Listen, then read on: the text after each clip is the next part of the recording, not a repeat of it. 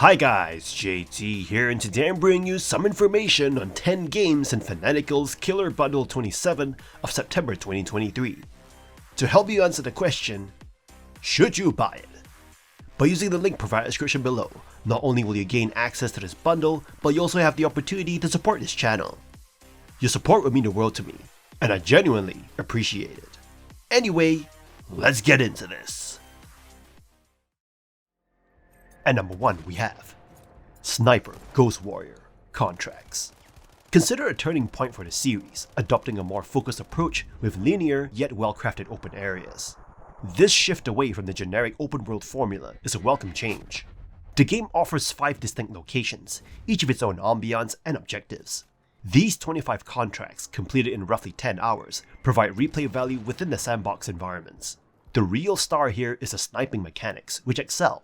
You must factor in bullet drop and wind when taking your shots, and successful hits reward you with a satisfying bullet cam.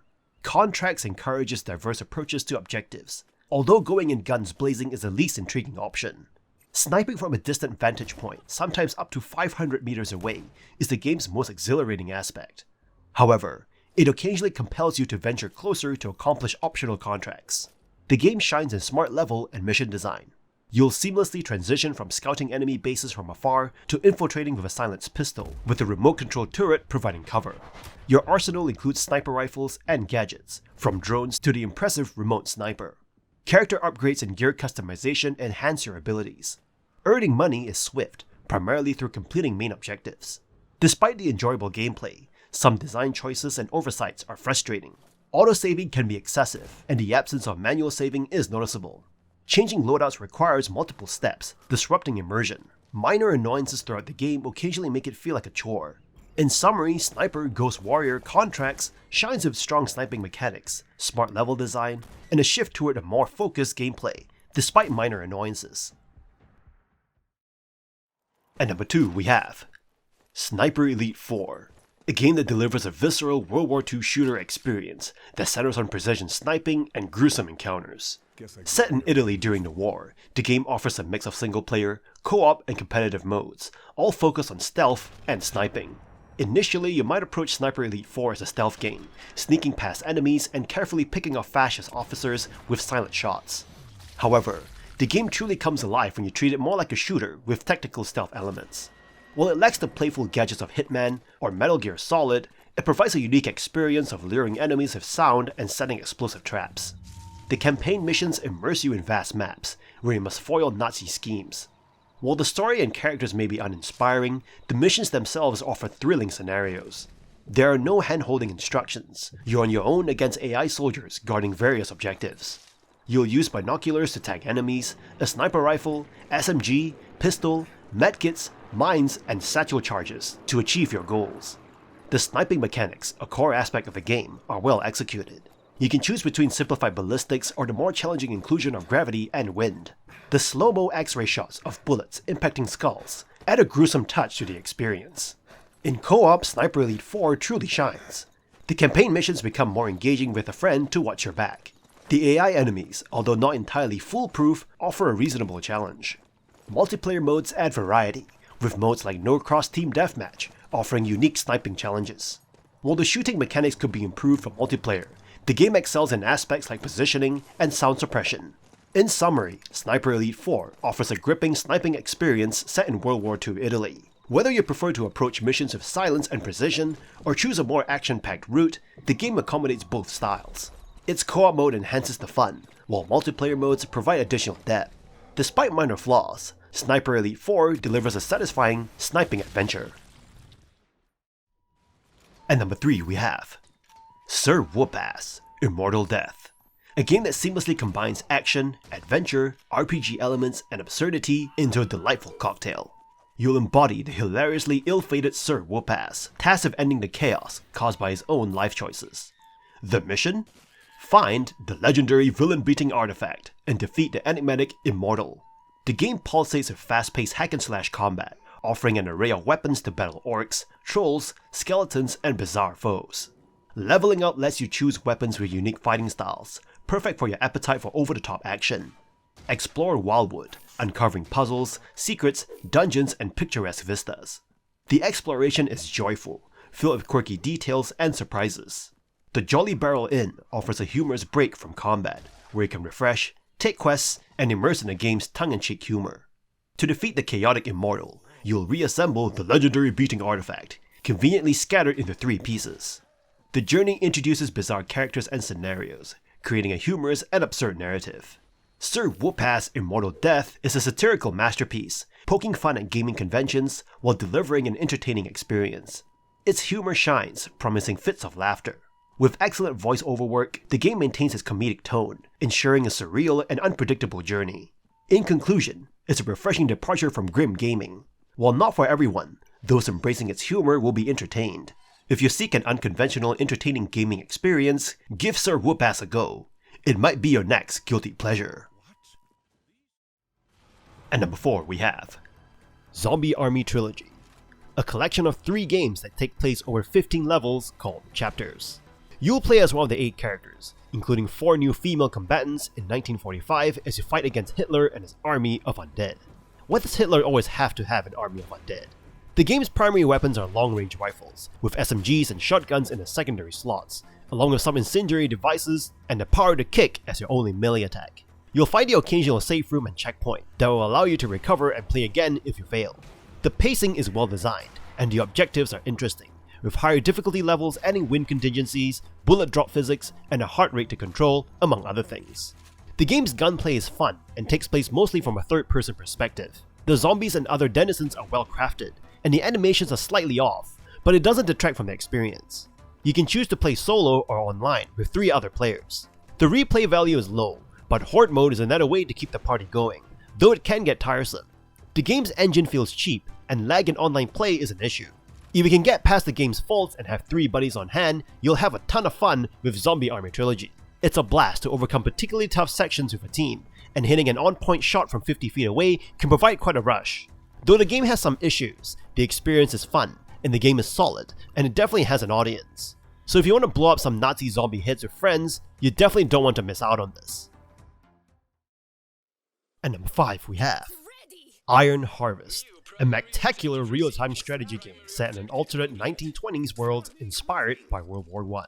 The game offers an exciting and dramatic gameplay experience. The game's main attraction is the array of awe-inspiring mechs that you can command, ranging from a crack sniper lady with a pet bear, to walking oil drums armed with heavy machine guns, and even a quadrupedal personnel carrier that fires mortars from its roof. The attention to detail in the designs and animations of these war machines is delightful. The gameplay revolves around battling over resource-generating control points on the map, and destroying the enemy headquarters. The base building and maintenance aspects are streamlined, allowing the game to focus on combat and conquest. Matches start small, with infantry squads engaging in potshots, and gradually escalate to include more advanced types of infantry and powerful mechs. The spectacle of combat is phenomenal, with mechs trading massive cannon shots that leave sectors scarred and buildings reduced to rubble. The sound design creates a cacophonous hellscape that adds to the immersive experience. Iron Harvest features 3 campaigns, each focusing on a different faction and seamlessly combining into one story. The campaigns offer a mix of RTS skirmishes and character-focused missions, showcasing the variety of gameplay scenarios. However, there are some weaknesses, such as spotty cover mechanics and AI infantry running directly into the line of fire. The large, slow-moving mechs can make matches drag on excessively, but overall Iron Harvest is a solid and spectacular RTS game, standing as a worthy successor to the best games in the genre. And number 6 we have Red Faction Guerrilla, Re-Mars-tered, the resurrection of a classic Martian open-world game from 2009, offering a nostalgic treat for fans and newcomers. In an era preceding the commonality of open-world titles, this game stood out for its audacious destructibility and chaotic gameplay. As a member of the Red Faction, you confront the authoritarian energy conglomerate EDF, which tightly controls Mars' populace. Your mission? To topple things, and you're exceptionally good at it. This remaster aims to ensure smooth modern PC performance, preserving the game's distinctive yet slightly dated visuals. In 2009, Red Faction Guerrilla was politically charged, reflecting turbulent times. Playing as Alec Mason, you challenge an advanced occupying force with rudimentary tools, starting with just a hammer. You sow chaos by demolishing structures, collecting scraps, and crafting weapons. Following scripted missions, the game sets you loose in Mars' expansive sandbox, brimming with destruction challenges, hostage rescues, and narrative events. It evokes the feel of Ubisoft's modern open-world games before they dominated the genre. Despite its brilliance, the game has flaws: slippery vehicle controls, imbalanced difficulty, and uninspiring third-person shooting, which persists in this remaster. Re-Mars-tered chiefly enhances the graphics, giving the game a less dated appearance. Despite its imperfections, the destruction remains mesmerizing. Whether demolishing buildings piece by piece with a hammer or using imaginative non-gun weaponry, the satisfaction remains unmatched. Despite its faults, Red Faction Guerrilla remains a joy to play, now with improved graphics. While the game may have lost some political context, the sheer delight of destruction persists. Revisiting it is a blast, sparking hopes for a new series installment, one that embraces the vast open world of the original. And number 7 we have ICBM, an immersive real-time strategy game that plunges you into a world on the brink of nuclear war. Your mission is clear: achieve nuclear dominance while protecting your people. The game revolves around researching technologies, amassing a formidable nuclear arsenal, and strategically attacking your adversaries. It offers plenty of strategic depth, offering choices like investing in cutting-edge tech or mass-producing existing weapons. With 20 unit types, 12 nuclear weapons, and 44 technologies, experimentation is encouraged. ICBM lets you explore various strategies, from intercontinental missiles to covert submarine strikes, offering diverse paths to victory. Diplomacy matters as well. Alliance can be key, but trust is fleeting, such as the old communist saying, "Trust, but verify." The game supports multiplayer with up to 8 players, offering free-for-alls or cooperative play. Extensive modding support allows players to customize maps, units, and more, ensuring a vibrant player community. ICBM runs smoothly on various systems, boasting accessible graphics while delivering the thrill of destruction.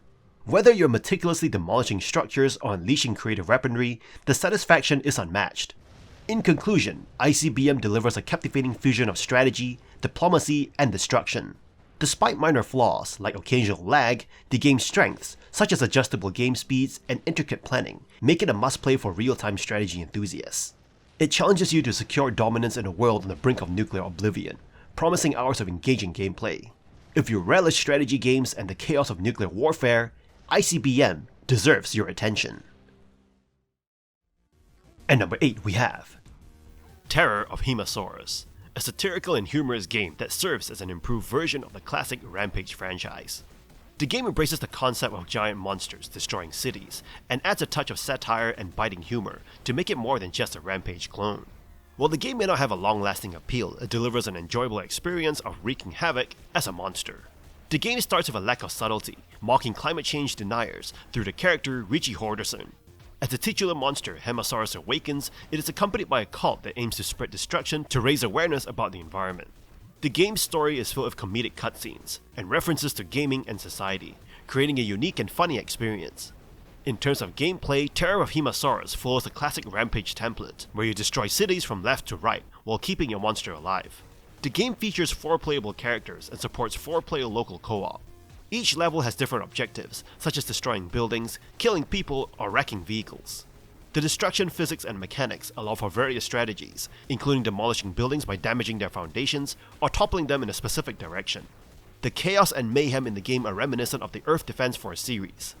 While the game may lack longevity, it compensates for its satirical storytelling, satisfying destruction physics, and insane chaos. The charming pixel artwork, hilarious story, and overall enjoyable experience make Terror of Hemasaurus a recommended game, especially for those who appreciate kaiju-style destruction and dark humor. And number 9 we have Turnip Boy Commits Tax Evasion, a delightful 2D action-adventure game that stands out as one of the funniest gaming experiences. It combines humor, colorful visuals, and quirky characters to create a comedic masterpiece. In the game, you play as Turnip Boy, a sentient turnip who has committed tax evasion, owing taxes to Mayor Onion, an onion who also serves as the mayor. What follows is a hilarious and unexpected journey, filled with bizarre characters, witty writing, and amusing missions. The game's humor is refreshingly self-aware and has an unmistakable online vibe, making it a standout in the comedy genre.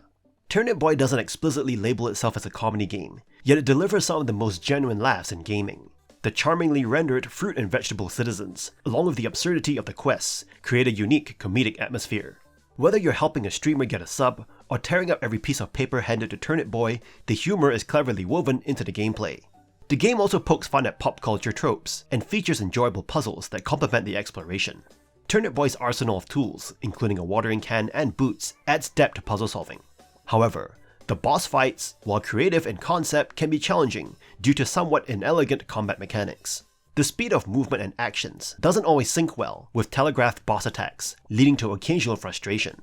Despite the occasional combat frustrations, Turnip Boy Commits Tax Evasion remains a highly recommended experience. Its humor, catchy music, and charming world make it a standout title. While some may find the boss fights a bit frustrating, the game's overall enjoyment and laughter-inducing moments outweigh any shortcomings, making it a must-play for those seeking a hilarious and entertaining gaming adventure. And number 10 we have Finding Paradise, the sequel to To the Moon, offering a captivating narrative experience centered on doctors Eva Rosaline and Neil Watts as they explore a dying man's memories to fulfill his final wishes. Developed by Freebird Games, it maintains the emotionally charged storytelling of its predecessor. Set in Sigmund Core, a company specializing in crafting artificial memories, the game delves into the moral complexities of altering memories to grant people their desired last moments. It questions the value of happiness derived from fabricated memories versus real experiences, creating a thought-provoking dilemma. The game expands on the concept of linking pivotal memories through mementos introduced in To the Moon. This time the focus is on Colin Reeds, a man with mysterious motivations, leading to an engaging narrative filled with surprises and twists. Finding Paradise masterfully blends visual novel and point-and-click adventure elements, incorporating video game references, philosophical musings, and emotional storytelling. While it may not evoke the same emotional intensity as its predecessor, it still delivers moments of genuine pathos and profound themes. One drawback is the game engine's scaling and hotspot placement issues. Nevertheless, the game compensates with exquisite pixel art, animations, and exceptional music, enhancing the overall experience. In summary, Finding Paradise offers a compelling narrative with humor, heart, and intrigue. While it may not match the emotional depth of To the Moon, it remains a must-play for fans of the series, providing an engaging continuation of the story. For newcomers, it's advisable to start with To the Moon before immersing themselves in the emotionally resonant journey of Finding Paradise. And that's all for this bundle. This bundle is absolutely amazing. Sure, there are some repeats in there, but if you don't have those games, this bundle is a steal. With so many games in it, you'll be sure to find a few games that you'll spend hours playing. In any case, kindly show your support by liking and subscribing to the channel, and I look forward to connecting with you in the upcoming video.